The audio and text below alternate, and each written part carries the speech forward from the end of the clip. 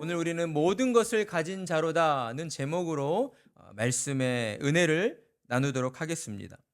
우리가 살아가는 세상은 우리에게 성공을 강요합니다. 성공이 곧 진리이고 인생의 모든 해답이 성공에 달려 있다라고 이야기를 하는 것이죠. 그러나 우리가 잘 알고 있듯이 성공은 인생의 모든 문제를 해결해 주지는 못합니다. 아무리 많은 부와 명예를 얻었다 해도 해결할 수 없는 문제들이 인생 앞에 놓여 있다라고 하는 거예요. 그 대표적인 예가 바로 죽음의 문제입니다. 세상 모든 사람들도 이 같은 사실을 잘 알고 있습니다. 그러나 대부분의 사람들은 이러한 사실을 모르는 척하고 외면하며 살아갑니다. 죽음의 문제를 직면하고 싶지 않기 때문인 것이죠. 살아가는 것도 벅찬데 어떻게 죽음을 생각하며 살겠느냐라고 이야기를 합니다. 그러나 실상은 그렇지 않다는 거예요. 죽음의 문제가 아주 멀리, 우리 곁에서 아주 멀리 떨어져 있지 않는다라고 하는 것입니다. 죽음의 문제는 언제나 그렇듯 우리의 눈앞에 놓여진 문제입니다. 언제 어느 때 죽음이 나에게 닥쳐올지 사람은 아무도 알 수가 없다라고 하는 것입니다. 그러니 지혜로운 사람은 삶을 살아가는 문제와 함께 또한 어떤 죽음을 맞이해야 할까를 생각하며 살아야 하는 것입니다. 이런 면에 있어서 믿음으로 사는 신자는 더욱 그러해야 한다라는 거예요. 왜냐하면 신자는 육신의 죽음으로서 끝이 아니라 죽음 이후에 천국에서의 영원한 삶을 소망하며 사는 사람들이기 때문입니다. 오늘 우리는 하나님의 말씀 앞에서 우리 마음에 있는 가치관을 점검해 봐야 할 것입니다. 불신자와 다를 바 없는 세상 가치관을 가지고 살고 있지는 않은지, 하나님께서 은혜로 주신 하나님의 자녀라는 신분을 망각한 채 그저 육신의 쾌락과 만족만을 쫓아 살아가고 있지는 않았는지를 우리는 하나님의 말씀 앞에서 정직하게 점검해보고 또 우리 자신을 돌이켜봐야 한다라는 것입니다. 그래서 하나님의 영광을 우리 인생의 최우선 가치로 삼아야 할 것이고, 다시금 하나님의 영광을 위해 살겠다라고 다짐하는 그러한 변화가 우리 안에서 일어나야 한다라는 것입니다. 하나님의 말씀의 은혜가 우리를 변화시켜 주시고 새롭게 하여 주실 줄 믿습니다. 바울은 1절과 2절에서 오늘 말씀을 보면 고린도 교인들에게 자신을 소개할 때에 하나님과 함께 일하는 자이다 라고 소개하고 있습니다. 그러면서 이렇게 권면해요. 너희에게 권면하노니 하나님의 은혜를 헛되이 받지 말라.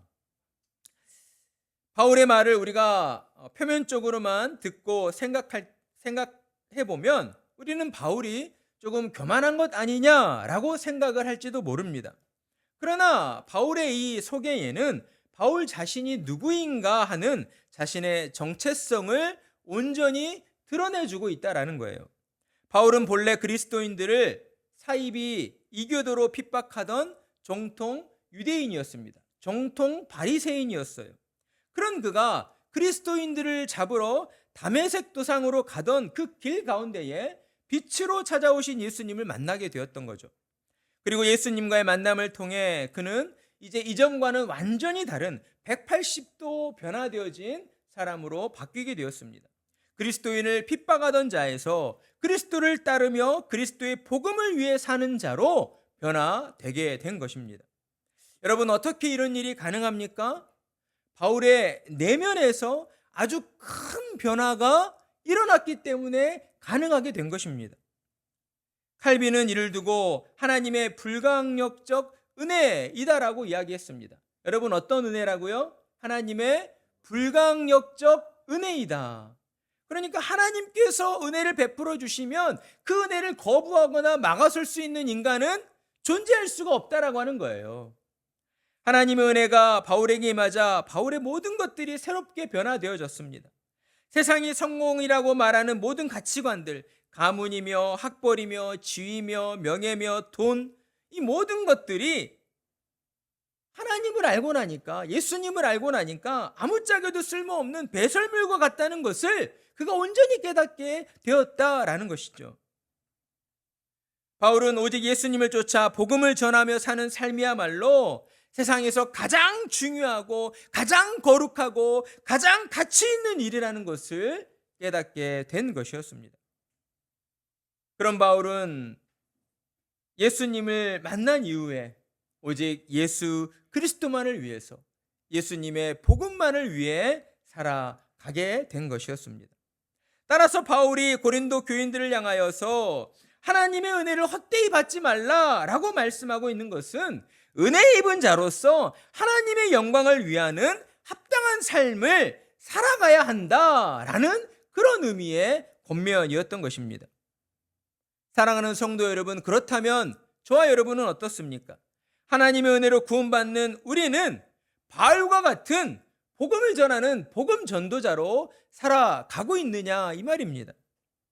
사도행전 1장 8절을 보면 오직 성령이 너희에게 임하시면 너희가 권능을 받고 예루살렘과 온 유대와 사마리아와 땅끝까지 이르러 내 증인이 되리라 하시니라. 아멘. 하나님께서는 바울뿐만 아니라 예수 그리스도를 믿고 거듭난 모든 신자들에게 성령을 보내어 주셨습니다. 그리고 성령이 임한 모든 자에게 복음을 전하라는 사명을 부여해 주셨다라고 하는 것이죠. 그러니 저와 여러분도 복음을 증거하는 복음 증거자로서의 사명을 감당하며 살아가야 하는 것입니다. 이를 위해 예수님께서 우리에게 새 계명을 주셨어요. 하나님을 사랑하고 내 이웃을 내 몸과 같이 사랑하라는 계명이었습니다. 이것이 우리 주님이 주신 새 계명이었어요. 사랑하는 성도 여러분, 예수 그리스도의 복음 증거자로 살아가는 것은 어떤 특별한 일을 행하는 것이 아니라는 것을 저와 여러분은 분명히 깨달아야 할 것입니다. 하나님을 사랑하고 이웃을 사랑하며 살아가는 것, 바로 이것이 예수님이 우리에게 부여하신 복음 증거자의 사명을 감당하는 일이다라고 하는 것입니다. 여러분, 하나님을 사랑하고 이웃을 사랑합시다. 여러분 따라해 보십시오. 하나님을 사랑하고 이웃을 사랑합시다.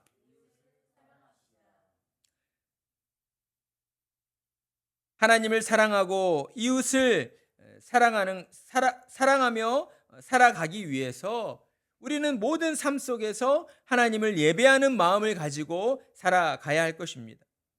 그런데 여러분, 이것이 문제가 있는 것은 우리가 이렇게 고백한 것처럼 말처럼 쉽게 이루어지질 않는다라고 하는 것이죠. 하나님을 예배하는 예배자로 살아가려 할 때에 어때요?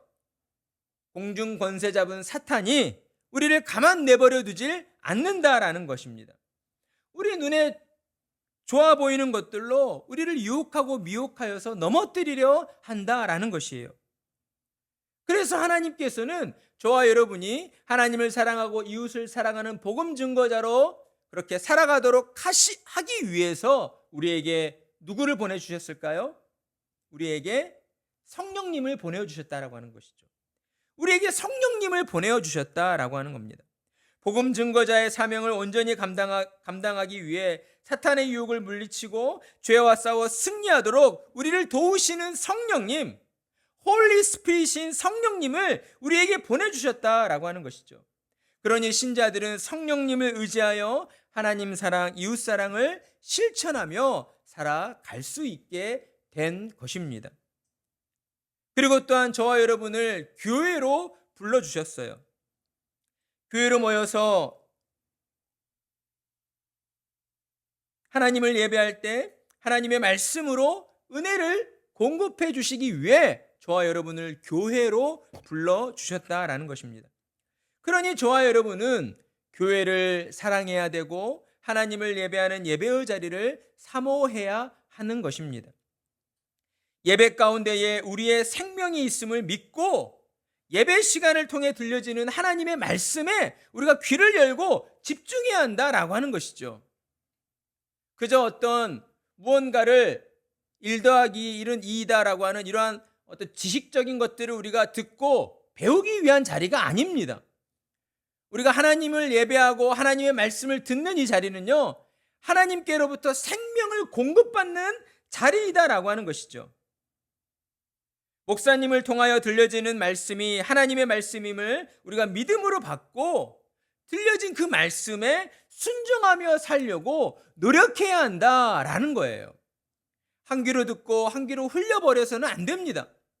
하나님의 말씀을 마음으로 듣고 믿어서 우리가 행동으로 실천하는 그러한 순종의 사람들이 되어야 한다라고 하는 거예요. 그래야 할 때에 저와 여러분은 하나님의 은혜를 헛되이 받지 않는 충성된 종들로 그렇게 쓰임받으며 살아가게 될 것입니다. 그리고 이어서 바울은 이제 3절과 10절의 말씀으로 자신의 사도의 직분을 어떻게 감당해 왔는가를 우리에게 설명하고 있습니다. 바울은 자신의 이름과 명예를 위해 살지 않았습니다. 바울은 하나님께서 주신 사도의 직분에 따라서 사도의 직분의 그 명예를 위해 살아왔다라는 거예요. 이것이 가능한 이유는 무엇입니까? 바울이 사도의 직분이 얼마나 거룩한 가치를 가지고 있는가를 깨닫게 되었기 때문이었습니다.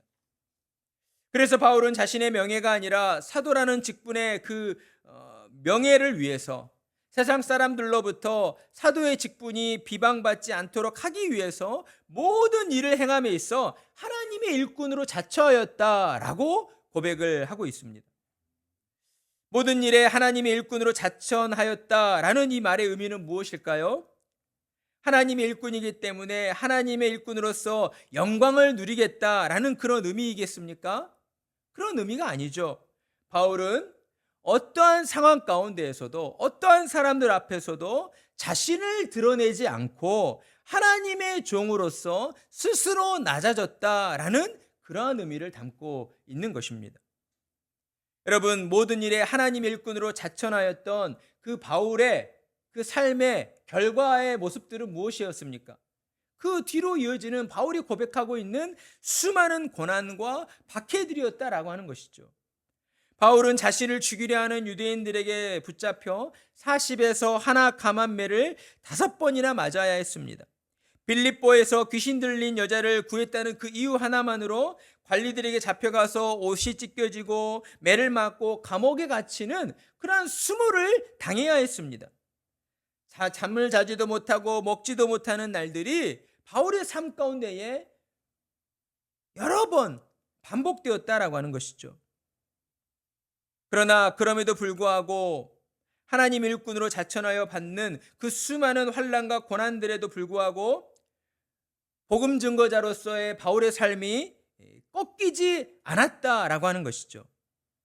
왜냐하면 하나님께서 고난과 환난과 핍박 가운데 있는 바울의 영혼에 찾아와 주셨고 그의 마음을 위로하여 주셨고 그의 영혼을 더욱 정결하게 하시고 그의 영혼을 더욱 정화시켜 주시는 세상이 주지 못하는 하나님의 은혜를 바울이 복음을 증거함으로써 받는 고난 중에 더 많이 받고 누리는 것을 그가 경험하였기 때문이었습니다. 수많은 환난과 고난 속에서 하나님의 은혜를 그가 깨닫게 되었을 때에 바울은 이제 세상을 향하여 자신을 조롱하고 비웃는 세상을 향하여 복음의 역설적인 진리를 선포하기 시작합니다. 세상이 볼 때에 복음을 전하는 자들은 속이는 자 같은 사람들이었습니다. 그러나 실상은 그들이야말로 참된 진리의 사람들이었다라는 것이죠. 당시 많은 유대인들과 이방인들은 복음 전하는 사도들을 가리켜서 이교도라고 비난하면서 그들을 사기꾼이다라고 그렇게 조롱했습니다. 하지만 사도들은 이와 같은 세상 사람들의 말에 귀를 기울이지 않았습니다. 도리어 세상 사람들이 자신들을 향하여 비난하고 비방을 쏟아낼 때마다 더더욱 예수 그리스도를 바라보면서 하나님의 은혜를 구하며 나아갔다라고 하는 것이죠. 자신들에게 고난과 핍박이 가해지면 가해질수록 그들은 더더욱 힘을 내어서 예수 그리스도의 복음을 세상을 향하여 전파하였습니다. 또한 복음을 전하는 사람들은 세상 가치관으로 볼 때에 아무도 알아주지 않는 쓸모없는 자들이었습니다. 여러분 정말 그렇지 않겠습니까? 아무런 유익도 주지 않는 눈에 보여지는 유익이 당장 우리 손에 쥐어지는 게 없잖아요. 그런데도 예수님의 제자들과 사도들은 끝까지 고난과 핍박 가운데에서도 복음을 전했어요. 그러니까 세상 사람들이 볼 때에는 저들은 정말 쓸모없는 자들이다, 저들은 정말 미련한 자들이다 라는 그러한 비난이 뒤따를 수밖에 없었습니다. 하지만 여러분 명심하십시오. 하나님 나라에서는 저와 여러분과 같이 복음을 전하는 신자들을 바라보며 천사들도 흠모하고 있다라고 하는 것입니다.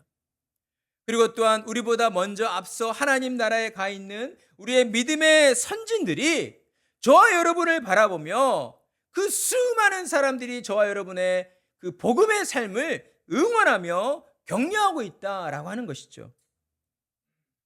때문에 저와 여러분은 세상 사람들의 그러한 시선과 세상 사람들의 생각에 흔들리지 아니하고 우리에게 주어진 복음 증거자로서의 사명을 끝까지 온전히 감당하며 사는 그러한 충성스러운 믿음의 사람들이 되어야 하는 것입니다. 그리고 또한 바울은 이렇게 말합니다. 살아있어 징계를 받는 자 같으나 죽임을 당하지 않는 자들이다 라고 말입니다. 9절의 말씀 보게 되면 무명한 자 같으나 유명한 자요 죽은 자 같으나 보라 우리가 살아있고 징계를 받는 자 같으나 죽임을 당하지 아니한다 라고 말씀을 합니다. 여러분 바울도 그러했지만 당시 복음을 전했던 모든 신자들은 매일같이 쫓기며 박해를 당하는 그런 삶을 살아야 했습니다. 여러분 그런 삶이 살아있는 사람의 삶이라고 할 수 있겠습니까? 그럴 수 없습니다. 그들의 삶은 복음을 전하였던 당시 사도들과 신자들의 삶은 마치 죽어있는 사람과 같은 그런 삶이었다라고 하는 거예요. 숨도 제대로 쉬지 못하고 어디 가서 제대로 말도 하지 못하는 그러한 삶을 살았었다라는 거예요. 그러나 그 어떠한 고난과 박해에도 그들의 믿음은 결코 꺾이지 않았다는 것입니다. 도리어 고난이 더해질수록 하나님의 은혜가 그들 가운데에 커갔고 또한 복음을 전함으로 인하여서 그들의 심령이 하나님이 주시는 은혜로 더욱 충만하여졌다라고 하는 것이죠. 그렇기 때문에 복음을 전하는 신자들의 삶은 근심하는 자 같으나 항상 기뻐하는 그러한 믿음의 삶이 되어지는 것입니다. 외적으로 볼 때에는 복음을 전하는 것으로 인하여 더러는 예수님을 믿지 못하는 주변의 많은 이웃들로 인하여 근심하는 모습으로 비춰질 수가 있습니다. 그러나 여러분 신자들의 그 내면 가운데에서는 하나님의 뜻에 순종하여서 복음을 증거하려 하기 때문에 하나님이 함께하여 주시고 하나님께서 은혜를 공급해 주심으로 말미암아 내면에는 기쁨으로 충만하여지는 그러한 은혜가 임하게 된다라고 하는 것입니다. 그로 인하여 복음을 전하는 신자들은 가난한 자 같으나 모든 사람을 부유하게 하는 그러한 존재로 살아가게 되는 것입니다. 우리는 세상 사람들처럼 재물의 욕심을 내지 않기에 때로 가난하게 살 수도 있습니다. 하지만 신자들은 사람을 부유하게 만드는 사람들이다라고 하는 것이죠. 여러분 이것은 우리 눈앞에 보여지는 어떤 현실적인 그런 모습을 결과를 가지고 우리가 판단해서 말할 수 있는 내용이 아닙니다. 하나님께서 우리에게 지금 선포해 주시고 있는 거예요. 믿음 안에 있는 너희는 가난한 자 같으나 사람을 부유하게 하는 자들이다 라고 말입니다. 왜냐하면 사람을 진정으로 부유하게 만드는 것은 세상의 돈이나 명예나 어떤 세상에 좋아 보이는 것들이 아니라 무엇으로 사람이 진정으로 부유하게 되는가? 참된 만족을 얻을 때에 진정으로 부유한 사람이 될 수 있기 때문이다라는 것이죠. 여러분 그렇지 않습니까? 우리가 아무리 많은 돈이 있고 아무리 많은 좋은 것들이 있어도 마음에 부유함이 없어요. 무언가 걱정거리로 인해서 마음이 풍요롭지 못해요. 그러면 참된 만족을 누리지 못하잖아요. 사람의 영혼에 참된 만족을 줄 수 있는 것은 오직 하나님의 은혜요, 오직 예수 그리스도의 복음뿐이다 라고 하는 사실입니다. 그래서 마지막으로 바울은 오늘의 말씀에 결론을 내리면서 이제 10절의 말씀으로 우리 다 같이 함께 읽어보겠습니다. 10절 말씀 시작. 근심하는 자 같으나 항상 기뻐하고 가난한 자 같으나 많은 사람을 부유하게 하고 아무것도 없는 자 같으나 모든 것을 가진 자로다. 아멘. 그렇습니다. 하나님의 은혜로 거듭난 그리스도인들은 세상 사람들이 볼 때에 아무것도 없는 자 같으나 모든 것을 가진 사람들입니다. 왜 그렇습니까? 창조주 하나님께서 저와 여러분을 자녀 삼아 주셨고 우리의 아버지가 되어 주셨기 때문이다라는 것이죠. 따라서 그리스도인들은 더 이상 세상 가치관에 속해 있는 자들이 아닙니다. 그리스도인들은 세상의 것들에 연연해 해서도 안 되는 자들입니다. 겉으로 볼 때에는 집이 없고 땅도 없고 돈과 명예가 없어서 가난한 자 같고 실패한 사람처럼 보일지 모르지만 진정 그리스도인은 하나님을 아버지로 모시고 있는 하나님의 은혜 가운데에 참된 만족과 부유함을 누리는 모든 것을 가지고 있는 그러한 풍요로운 사람들이다라고 하는 것입니다. 그렇기에 저와 여러분은 세상에 나아가 예수 그리스도의 복음을 전해야 한다라고 하는 것이죠. 브라이언 채플 목사님의 불의한 시대 순결한 정의라는 그 책을 보면 그의 책 가운데에 한 이야기가 등장을 합니다. 그의 자녀가 아기였을 때에 이제 기어다니기 시작하자 자꾸만 계단을 오르려고 했다고 해요. 하루는 그가 잠시 한눈을 판 사이에 아기가 계단을 오르기 시작했습니다. 잠시 후 브라이언 목사님이 그 사실을 알아챘지만 차마 아기를 멈추게 할 수는 없었다라고 합니다. 왜냐하면 그 아기가 작은 손과 발로 있는 힘을 다해서 한 계단 한 계단 올라오고 있는 그 모습 가운데에 그 아기의 그러한 애쓰는 모습을 멈출 수가 없었기 때문입니다. 그리고 마침내 아기가 이제 마지막 계단에 올라왔을 때 브라이언 목사님은 그 아기의 환하게 웃는 기쁨의 얼굴을 보면서 함께 기뻐했다라고 합니다. 사랑하는 성도 여러분, 하나님 아버지께서도 지금 그와 같은 마음으로 저와 여러분을 바라보고 계십니다. 우리가 인생의 계단을 한 계단 한 계단 오르는 것이 결코 쉽지 않고 힘이 들고 고난이 있고 어려움이 있지만 그 마지막 계단에 이르렀을 때에 하나님께서 우리를 안아주시고 품어주시고 잘하였다 착하고 충성된 종아라고 우리를 칭찬하여 주시는 그 날을 저와 여러분은 바라보며 살아가야 한다라고 하는 것입니다. 하나님은 우리에게 그 모든 인생의 고난들을 이겨낼 수 있는 힘을 주셨습니다. 복음의 능력을 주셨습니다. 성령님을 우리에게 보내어 주셔서 성령의 능력으로 말미암아 예수 그리스도의 복음을 증거하며 살도록 우리에게 은혜를 주셨다라고 하는 것이죠. 사랑하는 성도 여러분, 그러니 저와 여러분은 더 이상 세상의 것에 일희일비하며 살아가서는 안 될 것입니다. 오직 예수 그리스도의 복음만을 믿고 의지하면서 날마다 우리를 품에 안아주실 그 하나님 아버지를 소망하며 믿음으로 살아가는 그러한 하나님의 자녀들이 되어야 한다라고 하는 것이죠. 예수 그리스도를 바라보시는 믿음을 가지고 나아갈 때에 하나님께서 저와 여러분의 모든 삶을 지켜주시고 하나님의 영광을 위하여 쓰임받도록 역사하여 주실 것입니다. 그러한 은혜가 저와 여러분의 모든 삶에 충만하기를 간절한 마음으로 축복합니다. 아멘.